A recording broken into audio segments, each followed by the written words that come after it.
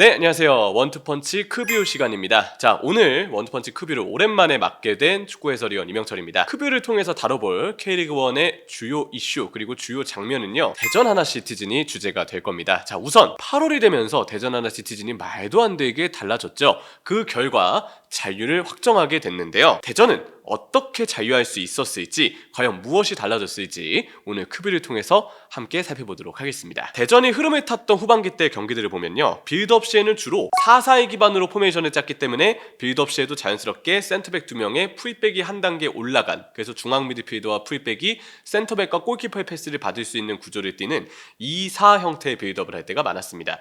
주로 이 2-4 형태에서 후방에서 빠르게 전방을 향해서 롱패스가 나갈 때가 많았는데요. 그러다 보니까 대전 하나시티즌의 공격 작업을 보면 인상을 남겼던 게 후방 빌드업 과정보다는 주로 전방에서의 조합과 움직임이었다는 생각이 듭니다. 특히 이 전방 조합이 확실히 갖춰지면서부터 황선홍 감독이 원했던 전방의 기동력이 살아남과 동시에 압박과 빠른 배후 침투, 역습까지 원하는 바의 축구가 본격적으로 이루어질 수 있었는데요. 그 장면들을 우리가 영상을 통해서 함께 살펴보도록 하겠습니다. 광주전을 먼저 보도록 하겠습니다. 지금 시작한 지 12초입니다. 근데 이 12초 만에 대전 하나시티즌이 바로 상대에게 달려드는 전방 4명의 전방 압박 과정을 볼 수 있습니다. 후방으로 바로 볼이 넘어와서 안토니 볼을 넘겨받았는데 볼 클리어링을 먼 거리로 해냈죠. 그리고 이와 동시에 언제 그랬냐는 듯 최건주 선수가 빠르게 또 볼을 향해 달려들어서 이순민 선수와 함께 동시 압박에 성공하는 장면을 경기 시작한 지 얼마 안 돼서 대전 하나시티즌이 만들어냈습니다. 그럼 이제 어떤 방식으로 광주의 빌드업을 방해하려 했었느냐, 그 계획이 아무래도 중요한데요.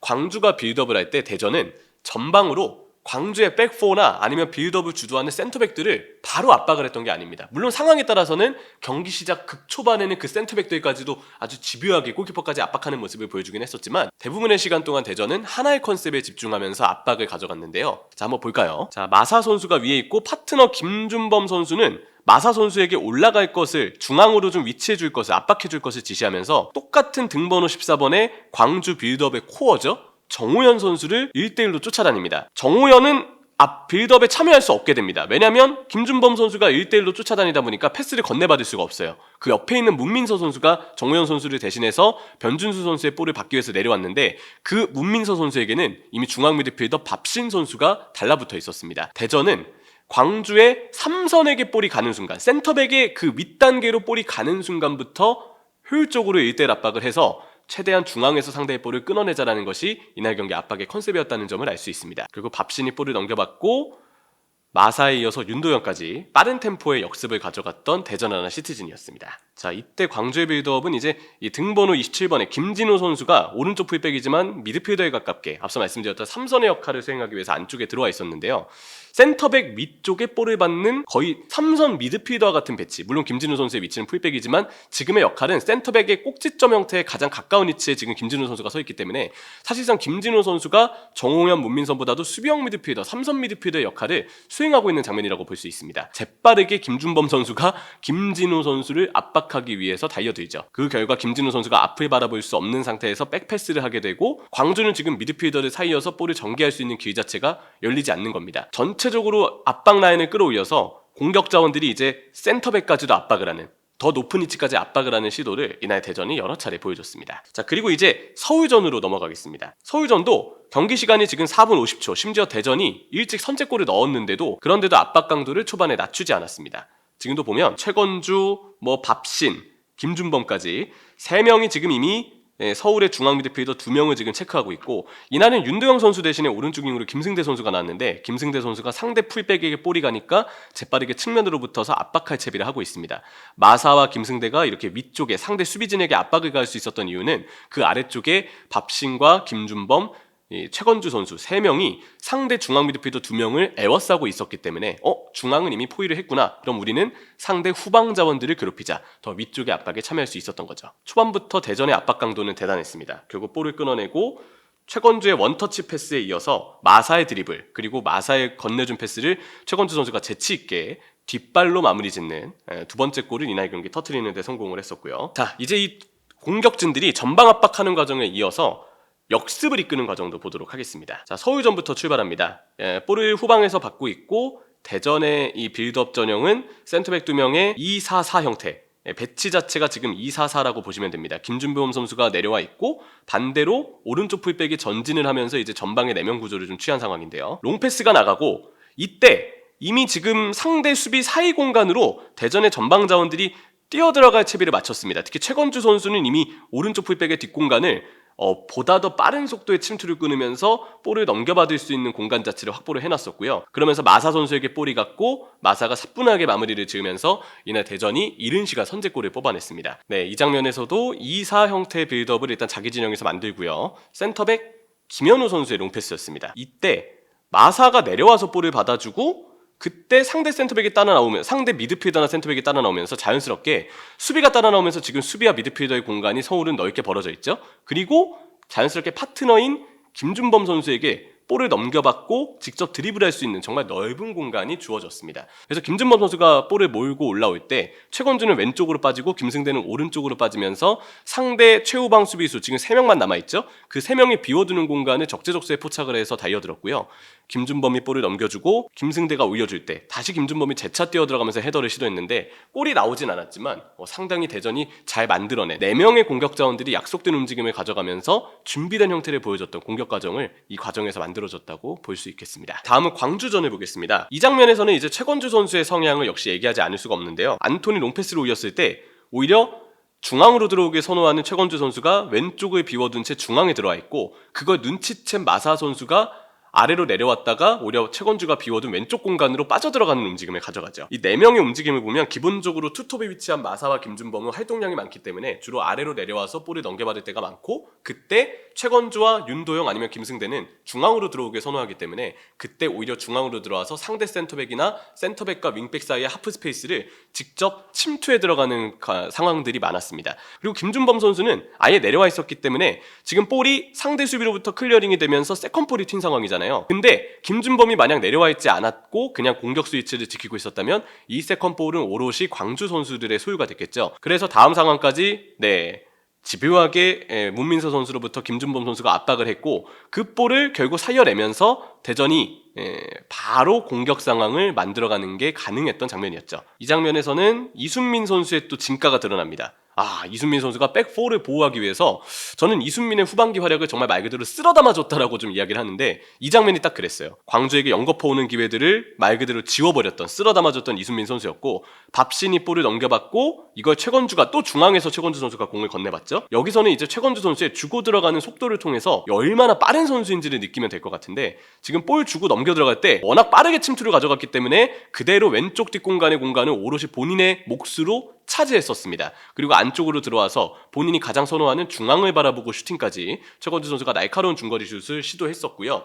이렇게 최건주 선수도 그렇고 김준범, 마사, 윤도영까지 이 4명의 선수들이 많이 뛰면서도 빠르고 상대에 대한 압박 그리고 주고 들어가는 움직임까지 전혀 주저하지 않는 모습을 보여줬기 때문에 대전의 전방 자원들이 훌륭한 시너지를 낼 수 있었다고 생각합니다. 자, 그리고 이 전방 4명만 칭찬해서는 안 되는데요. 중앙 미드필더 중원이 강해진 것도 대전의 상승세의 원인 중 하나였죠. 광주전을 보겠습니다. 중원을 쓸어 담아주는 이순민 선수. 지금 이순민 선수를 저희가 강조해서 보여드리고 있는데 자, 일단 이순민 선수가요.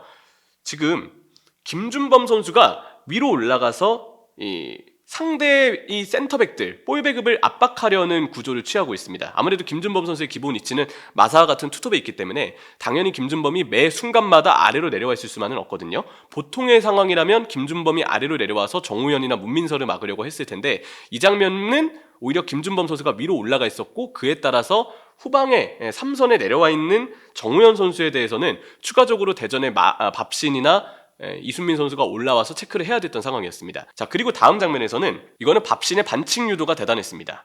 발기술이 일단 기본적으로 기가 막히죠. 그리고 프리킥을 재빠르게 연결했습니다. 그러니까 이 선수는 기본적으로 전방의 시야가 언제나 트여 있고 전방 선수들이 앞서 대전의 전방 선수들의 성향을 말씀드렸듯 빠르면서도 많이 뛰고 활발한 침투를 가져간다고 얘기 드렸잖아요. 여기에 적재적소의 패스기를 남들보다도 빠르게 보고 늘 시야가 트여 있으면서도 원하는 공간에 재빠르게 패스를 넣어줄 수 있는 밥신의 존재는 훌륭한 시너지를 낼 수 있었습니다.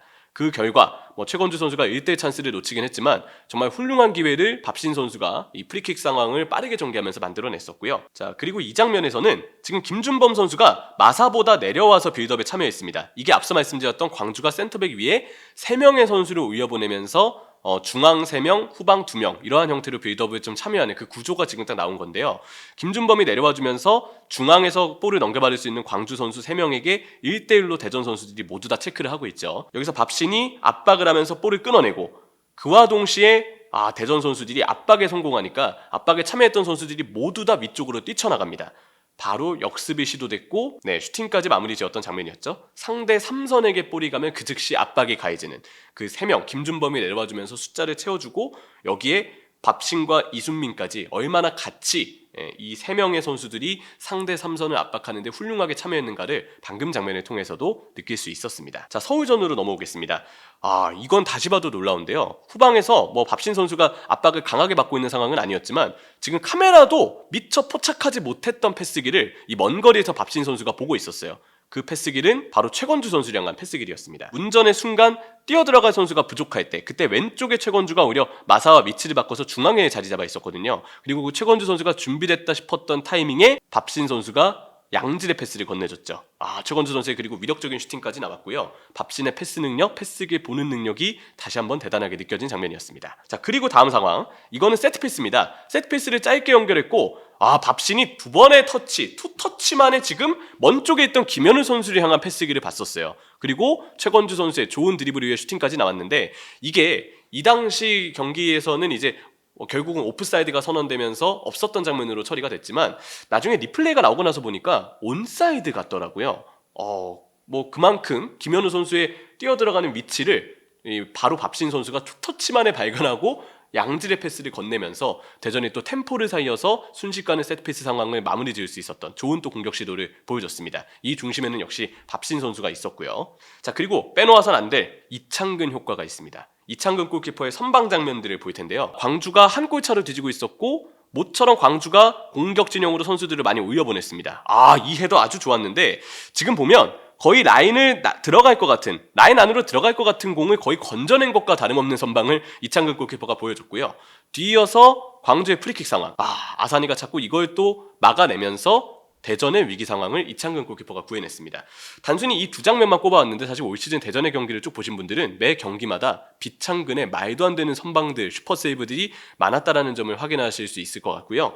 시간상 이 두 장면만 보여드리지만 올 시즌 이창근은 이런 장면을 매 경기마다 여러 차례 만들어냈다는 점, 누가 뭐래도 아주 든든한 수호신이었다는 점을 설명드릴 수 있을 것 같습니다. 그리고 이창근의 활약이 가장 하이라이트에 담겼던 장면, 이날 대전이 광주를 상대로 쐐기골을 넣었던 장면인데요. 코너킥을 이창근 골키퍼가 나와서 캐칭을 해내고요. 캐칭과 동시에 재빠르게 롱킥을 보냅니다. 이때 교체트에 있던 김인균 선수도 상당히 빠른 선수인데 김경민 선수가 미처 김인균 선수가 이렇게 빨리 볼을 넘겨받을 거라고는 생각을 못했던 것 같고요. 스피드레이서 김인균의 돌파 그리고 1대1 상황에서의 깔끔한 마무리, 정말 통렬했던 역습 과정을 통해서 대전이 이날 2대0의 리드를 잡을 수 있었습니다. 자, 이렇게 대전이 어떻게 올 시즌 잔류를 해냈고 황선홍 감독이 부임하고 8월부터 성적이 좋아졌다고는 들었는데 도대체 어떤 부분이 좋아진 거야? 이게 궁금하신 분들을 위해서 제가 크뷰를 통해서 요점을 딱 찝어드렸는데요. 여기에 더해서 이제 다음 시즌 대전은 당연히 구단의 원래 목표인 파이널 A 진출을 위해서 그리고 아시아 챔피언스 리그 진출에도 도전하는 위치에 올라서기 위해서 다음 시즌은 더 바쁘게 움직여야 할 겁니다. 다음 시즌에도 대전 하나 시티즌의 선전을 기원하면서 다시 한번 잔류 축하드린다는 인사 전하도록 하겠습니다. 자, 지금까지 원투펀치 크뷰 시간이었습니다. 감사합니다.